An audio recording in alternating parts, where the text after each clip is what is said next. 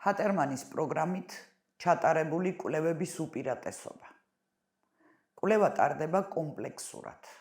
პირველ რიგში, ყველა მიკროელემენტის გამოკვლევა ხდება, როგორც მძიმე, ასევე ტოქსიური მეტალების, მძიმე მეტალების სათითაოდ შემცველობა ორგანიზმში, ასევე ხდება სრულად ნივთიერებათა ცვლის შესწავლა, მეტაბოლური პროცესების შესწავლა, სრულად ენდოკრინული სისტემის კვლევა, მამაკაცებში მამაკაცური ჰორმონების თანდართვით და ქალბატონებში პირიქით, ქალური ჰორმონების შესწავლით.